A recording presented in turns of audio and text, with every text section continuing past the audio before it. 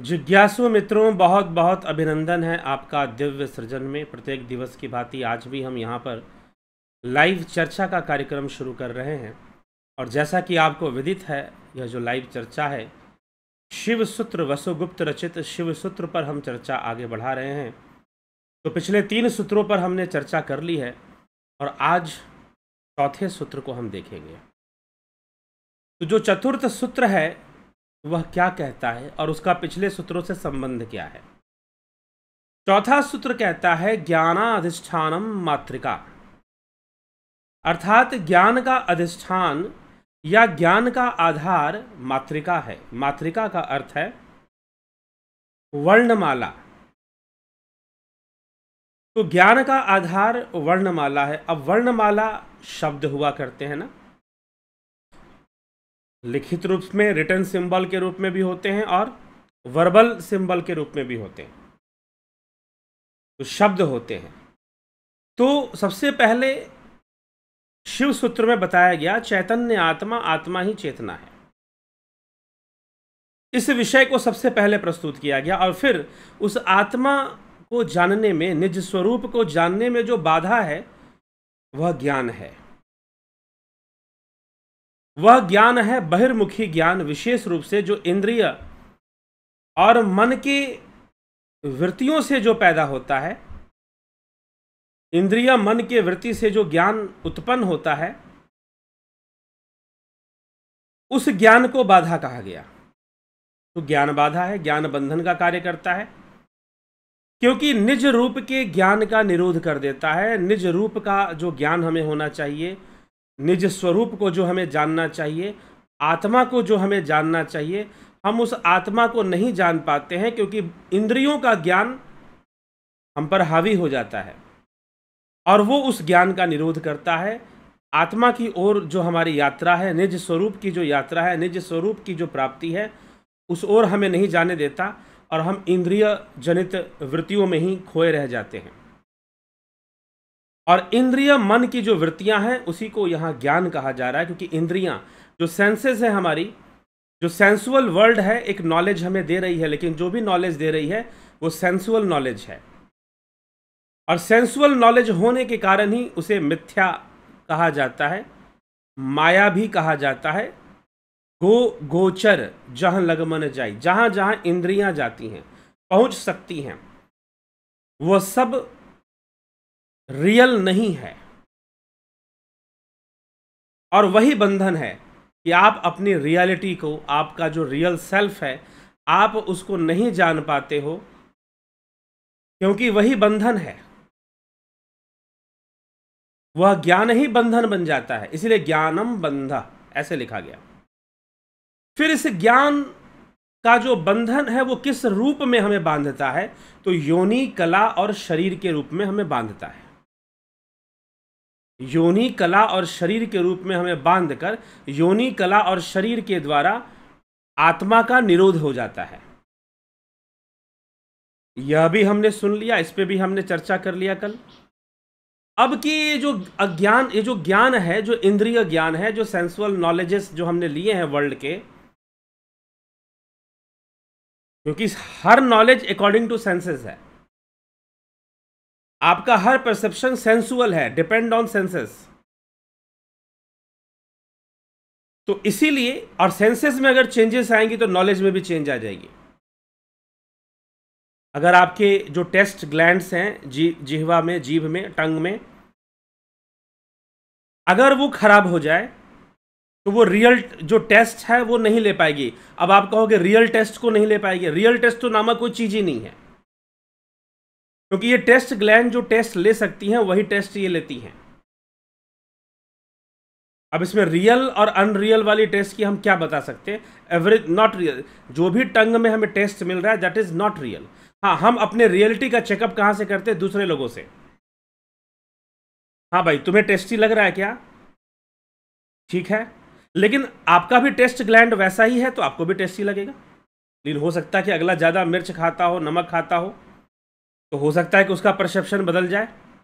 आपको अगर किसी को कोई बीमारी हो जाती है, जैसे कि अभी कोरोना इन्फेक्शन जिनको होता था और बीमार पड़ते थे लोग, उनका टेस्ट चला जाता था, सही से उनको टेस्ट नहीं आता था।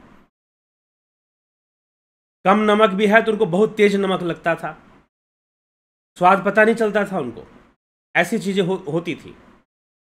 तो उसमें टेस्ट ग्लैंड्स भी तो एक क्या चीज है, वो कोशिकाओं से बना हुआ एक ग्लैंड है, सेल से बना हुआ, जिसके मीडियम से हमारा ब्रेन जो है कुछ चीजों को परसीव कर रहा है।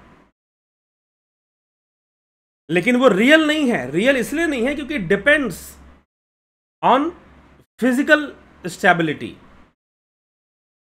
अगर उस फिजिकलिटी में कुछ चेंजेस आ जाए, टेस्ट ग्लैंड में कुछ चेंजेस आ जाए, तो वो टेस्ट लेगा ही नहीं,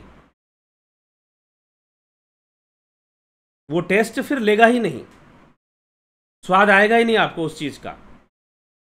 अगर मीठे का स्वाद लेने वाले जो हमारे टंग में जो ग्लैंड्स अगर वो खराब हो जाए तो वो मीठे का, आप मीठा खाओगे तो भी टेस्ट नहीं आएगा। इट मीन्स कि जो भी परसेप्शन आपका इस सेंसुअल वर्ल्ड में है due to senses and in the limitation of senses, ठीक है, हमारा बाह्य, हमारा जो व्यवहारिक जगत है, जो सेंसुअल वर्ल्ड है, उसमें काम करने के लिए हमें सपोर्ट कर रहा है, क्योंकि everyone has the same type of senses. कोई एक्स्ट्रा ऑर्डिनरी सेंसुअल पावर का व्यक्ति आ जाएगा तो उसके साथ हम नहीं इंटरेक्ट कर पाएंगे। हम उन्हीं लोगों के बीच में रह रहे हैं जो हमारे जैसे ही क्वालिटी रखते हैं सेंसुअल परसेप्शन की। अब आंखें हैं, स्पेरिकल आइज है, आउल की जो आइज है वो सिलेंड्रिकल है, उसके अंदर इमेज फॉर्मेशन अलग हो जाएगा, आपके अंदर इमेज फॉर्मेशन अलग हो जाएगा। जो बैट्स है, जो चमगादड़ होते हैं, वो क्या करते हैं, वो आपके अल्ट्रासोनिक वेव्स के थ्रू भी इमेज फॉर्मेशन कर लेते हैं, साउंड वेव्स के थ्रू। तो नेचुरली उनका इमेज फॉर्मेशन अलग होगा। हाँ, लेकिन परफेक्ट बहुत होता है, परफेक्ट होता है। एक चमगादड़ उड़ेगा, आपके कान के पास से गुजर जाएगा, लेकिन आपसे टकराएगा नहीं जल्दी,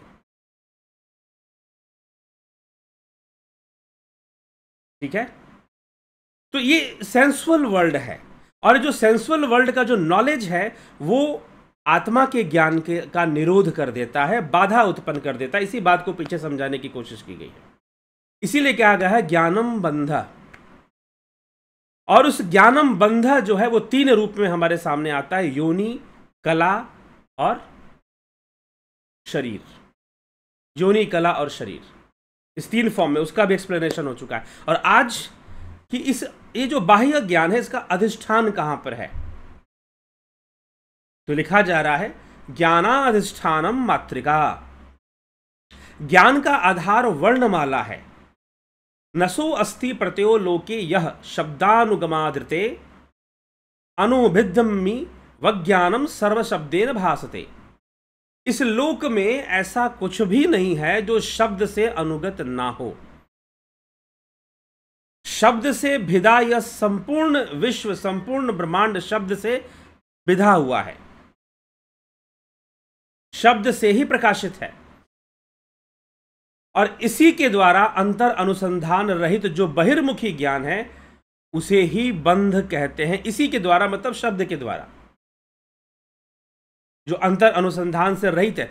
शब्द अब एक कॉमन टर्म हमने लिया जो कि यूनिवर्सल है।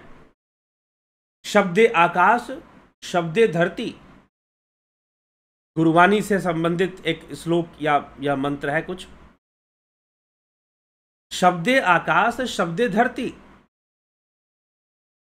शब्द शब्द भया प्रकाश। सकल सृष्टि शब्द के पाछे, नानक शब्द घटे घट आछे।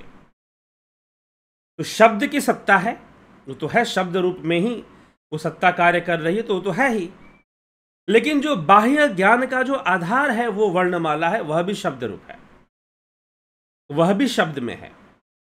तो उसका आधार बनता है ज्ञान। जैसे कि मान लीजिए कि अभी मैं कुछ चीजें आपको बता रहा हूं, उसका आधार क्या बन रहा है, शब्द ही तो बन रहा है, भाषा बन रही है, वर्णमाला बन रही है। तो अनुसंधानकर्ता जो भाषा के वैज्ञानिक हैं, जिन्होंने संस्कृत भाषा बनाई, उनका मानना है कि देवनागरी भाषा में जो वर्ण होते हैं वो 2 प्रकार के होते हैं, स्वर और व्यंजन। अ से लेकर अह तक 16 स्वरों की चर्चा आती है। तो जो स्वर होते हैं वो अंतर्मुखी साधना में सहायक होते हैं, और जो व्यंजन है वो बहिर्मुखी ज्ञान का अधिष्ठान बन जाते हैं। ऐसे भी बातें रखी जाती हैं, बताई जाती हैं। तो स्वरों के अभ्यास से यदि आप, जैसे ओंकार है, ओंकार भी एक स्वर है, स्वर है ओंकार, अ आ ई उ ये सारे स्वर हैं। ये आपको अंतर्मुखी करते हैं, एकाग्र करते हैं अंतर, अगर इनका आप अभ्यास करोगे तो। जो व्यंजन है वो बहिर्मुखी ज्ञान का पूरी तरह से साधन बनते हैं, और वो उसका अधिष्ठान बनते हैं, आधार बनते हैं। उनका आधार लेकर ही बाहरी ज्ञान जो भी है शब्द का आधार लेकर ही रहता है। आप किसी को कुछ भी बात बताएंगे, आपको मान लो जी कि आपने कोई मिठाई खाई और मिठाई बड़ी स्वादिष्ट है, आप किसी को कैसे बताएंगे? शब्द के माध्यम से तो बताएंगे ना, बोल के बताएंगे, ध्वनि का प्रयोग करेंगे, शब्द का प्रयोग कर रहे हैं आप, तभी आप उसे बता रहे हैं कि भाई ये चीज है। कोई प्रॉब्लम भी है तो आप उसी ढंग से बता रहे हैं, प्रॉब्लम का सॉल्यूशन भी दे रहे हैं तो उसी ढंग से बता रहे हैं, शब्द वर्णमाला भाषा का प्रयोग करते हुए ही आप बता रहे हैं। तो इसीलिए इस वर्णमाला को ज्ञान का अधिष्ठान बताया जा रहा है कि यह जो भी बाह्य जगत का ज्ञान है, ज्ञान में भी अब दो प्रकार से हो जाते हैं, एक आंतरिक और एक बाह्य ज्ञान, एक परिमित और एक अपरिमित। जो अपरिमित है वो मोक्ष का ज्ञान, मोक्ष की ओर ले जाने वाला है, और जो परिमित है वो संसार में ही लिप्त करने वाला है। ठीक है, तो इस प्रकार से ज्ञान की भी ये दो अवस्थाएं बनती हैं। लेकिन समाधि अवस्था में ज्ञान नहीं टिक सकता, इसीलिए क्योंकि वहां पर आधार नहीं बचेगा ज्ञान टिकने का, क्योंकि वो समाधि है, वहां चित्त का लय हो जाएगा। तो जब चित्त कैवल्य में चित्त का ही जब लय माना गया है तो ज्ञान का आधार टिकेगा नहीं, तो वो ज्ञान के परे हो गया। इसलिए मोक्ष ज्ञान अज्ञान से परे हो जाता है। आत्मा ज्ञान अज्ञान से परे की वस्तु हो जाती है। हाँ, लेकिन जब तक हम उसको निज स्वरूप को जान नहीं लेते, प्राप्त नहीं कर लेते, तब तक तो उसके विषय में चर्चा होगी, उसके ज्ञान के विषय में भी चर्चा होगी। यह हमें समझना चाहिए। ठीक, तो जो बहिर्मुखी हम प्रतिबिंबों को जो देखते हैं, अब यह भी पारमेश्वरी शक्ति ही है। पीछे जो हमने पारमेश्वरी शक्ति की चर्चा की थी पिछले व्याख्यान में, तो पारमेश्वरी शक्ति जो कि वामारूपिणी है, वही बाह्य शब्द है। बाहरी ज्ञान के जो शब्द हैं उसके लिए वो हमें उसमें जो लिप्त करती है। तो पारमेश्वरी शक्ति के ही बहिर्मुखी प्रतिबिंबों को हम देखते हैं इन वर्णमाला के माध्यम से, जो उसकी ज्ञान दृष्टि के सामने पृथ्वी तत्व से लेकर शक्ति तत्व तक के रूपों में अविकल्प भाव से ही चमक उठती है। मतलब विकल्प और अविकल्प दोनों ही भावों में उस शब्द की सत्ता दिखाई देती है, और पारमेश्वरी शक्ति उसी को ही प्रस्तुत करती है अलग अलग रूप में, उसी से सारी सृष्टि कर देती है।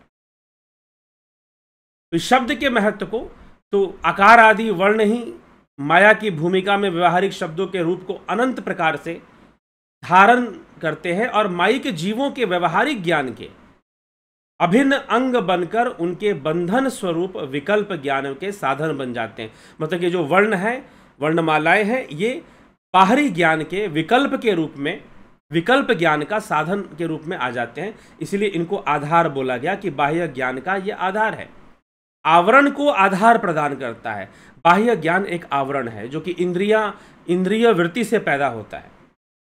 इंद्रिय वृत्ति मतलब इंद्रियां जो देखती हैं, अनुभव करती हैं, उनसे जो वृत्तियां पैदा हो रही, उनसे जो वेव्स क्रिएट हो रहे हैं। सपोज आपने कुछ देखा, आपने कोई वस्तु, सुंदर वस्तु देखी, आपके मन में एक वेव क्रिएट हो गया उस सुंदर वस्तु को देखकर। आपने कुछ डरावना देख लिया तो उसने भी एक तरंग पैदा कर दी। तो इन सब का आधार वर्णमाला देता है। इसीलिए यहां पर लिखा गया कि ज्ञानम अधिष्ठान मात्रिका। ज्ञान का जो अधिष्ठान है, मात्रिका शब्द का अर्थ यहां वर्णमाला से है, ज्ञान का अधिष्ठान वर्णमाला में है, यह समझाने की कोशिश की जा रही है। तो वर्णमाला जो है बंधनात्मक जो व्यवहारिक विकल्प ज्ञान है उसका अधिष्ठान बनता है। ठीक। लेकिन आत्मा से बाहर एक और चीज है कि आत्मा से बाहर कोई विद्या नहीं होती, ना अविद्या ना वासना, कुछ भी नहीं होता है। तो इस वर्णमाला को भी शिव रूप माना गया है। यह भी क्योंकि शिव सूत्र में सब कुछ ही शिव माना गया है। माया को भी शिव माना, माया इसलिए माया जैसी किसी अलग वस्तु की चर्चा यहां पर नहीं होती। हां, शिव और शक्ति की बात होती है। तो शक्ति भी शिव ही है, शक्ति को भी शिव ही माना गया है, तो सब कुछ शिव ही कहा गया है। तो इसीलिए आत्मा से बाहर कोई अविद्या या कोई वासना या कोई बाह्य आवरण नहीं होता है, ये ध्यान रखिएगा। आत्मा से अलग नहीं है। जो आत्मा में ही बाधक बन रहा है वो आत्मा से अलग नहीं है।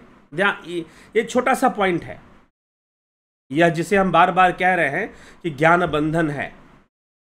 यह जो ज्ञान बंधन है यह भी आत्मा से अलग नहीं है, लेकिन यही आत्मा की अभिव्यक्ति आत्मा के लिए ही बंधन बन रही है, मतलब निज स्वरूप तक पहुंचने में हमें रोक रही है। ठीक है। और जीवत्व भाव बना हुआ है, आणव भाव बना हुआ है, आणविता बनी हुई है। आणव मतलब कि अणु, अणु मतलब जीव है। यहां पर शिव सूत्र में जो चर्चा चलती है, अणु, अणु का तात्पर्य यहां पर इस तरह से लिया गया है, इकाई के रूप में लिया गया, एक यूनिट के रूप में लिया गया है। ठीक। तो आणव भाव जो है वह जीव ही आणव रूप है, तो इसीलिए उसके लिए बंधन बन जाता है ज्ञान। यद्यपि जितनी भी चीजें हैं उस आत्मा के अंदर ही हैं, अविद्या, ज्ञान, अज्ञान, सब कुछ। लेकिन यह बाह्य ज्ञान जो है, बाह्य ज्ञान का जो विषय है, बाधा बन जाता है। जो इंद्रिय वृत्तियों से जो ज्ञान प्राप्त हो रहा है वो सब के सब बाधा ही बनती हैं उस आत्मज्ञान, उस आत्मा तक पहुंचने में। और इस संपूर्ण बाह्य और इंद्रिय वृत्तियों का जो ज्ञान है उसका जो अधिष्ठान है वो वर्णमाला है। अर्थात जो शब्द जिसके द्वारा हम अभिव्यक्ति करते हैं ज्ञान की। अभी मैं आप कुछ आपको बता रहा हूं तो वर्णमाला के माध्यम से ही तो बता रहा हूं, और कैसे बता रहा हूं। इसीलिए उसका अधिष्ठान वर्णमाला को यहां पर कहते हुए यहां पर लिखा जा रहा है। तो ये एक रहस्य यहां प्रकट किया जा रहा है। तो ये ज्ञान का अधिष्ठान कहने का मतलब ये है। तो है सब कुछ आत्मा के ही भीतर। आत्मा से बाह्य कोई भी अविद्या, वासना आदि वस्तु उसका अधिष्ठान नहीं बनती है। यह शब्द जो है, यह वर्णमाला जो है, तो यह बंधन भी परमेश्वर जो शिव है, शिव से ही सब कुछ उत्पन्न है। तो मातृका के ऐसे वास्तविक तत्व को जानने और ना जानने वाले प्राणियों के लिए जो वर्णमाला है उसको समझने, इस प्रकार से समझना, और ना समझने वाले प्राणियों के लिए एकमात्र वही मोक्षात्मक परिपूर्ण ज्ञान और बंधनात्मक अपरिपूर्ण ज्ञान का अधिष्ठान बन जाती है। दोनों का ही अधिष्ठान बन जाती है। मोक्ष हेतु, अंतर्ज्ञान हेतु जो हम साधना करते हैं वहां भी शब्द जो है आधार बनता है, यहां भी शब्द आधार बनता है, बाह्य लोक में भी शब्द आधार बनता है। भीतर जब हम चले जाते हैं, साधना करते हैं, ध्यान योग करते हैं, तो वहां भी हम शब्द, प्रणव भी एक शब्द है, ओंकार भी एक शब्द है, सोहंग भी एक शब्द है जो रेचक और पूरक के साथ चल रहा है। स और ह की हंसा ध्वनि जो चल रही है वो भी एक शब्द है, और उसी के माध्यम से जीव जो है, साधक जो है, योगी जो है अंतर्मुखी हो जाता है और वहां पर नाद से जुड़ जाता है। नाद भी शब्द है और वो नाद ही उसे शब्दातीत अवस्था में ले जाता है। शब्दातीत अवस्था मतलब भावातीत अवस्था, शून्य में लेके चला जाता है। वो शून्य भी एक शब्द, निशब्द होकर भी शब्द है, अर्थात वहां कुछ भी नहीं है, वह भावातीत अवस्था में, और वो भावातीत अवस्था ही आत्मा है।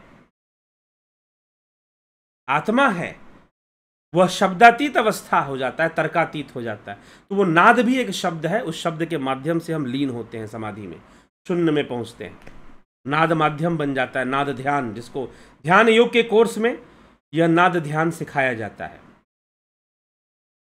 ध्यान योग के कोर्स में यह नाद ध्यान बताया जाता है कि आप कैसे बेहतर नाद ध्यान करो और कैसे आप अंतर्मुखी होकर ध्यान में उतरो, अपने जीवन को आनंदित करो और आपके आनंद से दूसरे भी लाभान्वित होकर आनंदित हो सके। ठीक है, तो ये शब्द और वर्णमाला के रहस्य को समझाते हुए ये बातें बताने का कि इसलिए कहा गया ज्ञानम अधिष्ठानम मात्रिका, कि ज्ञान का जो अधिष्ठान है वो वर्णमाला है, उसी के माध्यम से सारा ज्ञान का प्रपंच और व्यापार चलता है। व्यापार, जो ज्ञान का व्यापार है, जो व्यवहारिकता में चलता है, वो वर्णमाला के आधार पर ही चलता है। इसीलिए ज्ञानम अधिष्ठानम मात्रिका, ज्ञाना अधिष्ठानम मात्रिका इस प्रकार से लिखा गया चौथे सूत्र के अंतर्गत। तो इस तरह से हमको यह समझना चाहिए और समझकर हमको इसका आधार कि वर्ण, ये बताने की आवश्यकता इसलिए पड़ती है। एक और बात, ये प्रश्न उठ सकता है कि बताने की क्या आवश्यकता है, ये अधिष्ठान वर्णमाला है। जी हाँ, क्योंकि फिर वर्णमाला ही अंतर्मुखी होने का साधन बनेगा, ध्यान का साधन बनता है और फिर हम अंतर्मुखी होते हैं और उस वर्णमाला से मुक्त हो जाते हैं। जो ज्ञान का अधिष्ठान है उससे मुक्त होकर हम शब्दातीत अवस्था में जाकर हम जो है शून्य में स्थित हो जाते हैं, परमात्मा में, आत्मा में स्थित हो जाते हैं, निज स्वरूप में स्थित हो जाते हैं, इस तरह से कहा जाता है। तो चलिए ठीक है, यहीं पर विराम देते हैं। कल फिर लाइव चर्चा में आगे के सूत्रों को लेकर आगे बढ़ेंगे। और ध्यान योग का कोर्स यदि आप करना चाहते हैं, ध्यान योग का कोर्स है ही उस शब्द विज्ञान को अच्छे से समझने के लिए, उस शब्द द्वार तक पहुंचने के लिए। ध्यान योग का कोर्स है ही इसीलिए, शब्द द्वार के सारे रहस्य को प्रकट करने के लिए। तो जब हम ध्यान योग की साधना करते हैं तो निश्चय ही इस शब्द रहस्य को और बेहतर तरीके से समझ पाते हैं और अपने जीवन को आनंदित कर पाते हैं। तो यदि आप ध्यान योग करना चाहते हैं तो निश्चय ही ध्यान योग का कोर्स आप ज्वाइन करिए। यह जो ध्यान योग का जो कोर्स है यह ऑनलाइन माध्यम से ही अभी चल रहा है, आप इसका लाभ उठा सकते हैं। 1 महीने का ये कोर्स है, आप ऑनलाइन माध्यम से इसका लाभ उठाइए और निश्चय ही ये आपकी सहायता करता है भावातीत अवस्था में पहुंचने में, शब्दातीत अवस्था में पहुंचने में और निज स्वरूप का साक्षात्कार करने में। तो आप अवश्य कोर्स ज्वाइन कर ध्यान योग से लाभान्वित हों, अपने जीवन को और बेहतर बनाएं, क्योंकि ऐसा ध्यान योग, हमें मोक्ष मिलेगा नहीं मिलेगा वो बहुत बाद की बात है, लेकिन हमें एक अच्छा जीवन जरूर मिलता है जब हम ध्यान योग करते हैं। तो एक बेहतर जीवन, एक फोकस लाइफ, एक कंट्रोल्ड लाइफ, और उसमें आध्यात्मिक शास्त्रों की समझ भी हमारे हो, कॉन्सेप्ट भी क्लियर हो, तो और अच्छा ध्यान होता है। फिर ध्यान हम और अच्छा करते हैं और जीवन भी और अच्छा बेहतर, क्योंकि हमें जीवन ज़्यादा अच्छे से समझ में आता है। जीवन में होने वाली घटनाएं और खेल, हमें माया का खेल, प्रकृति का खेल हमें और अच्छे से समझ में आता है। ये लाभ होता है ध्यान योग करने का।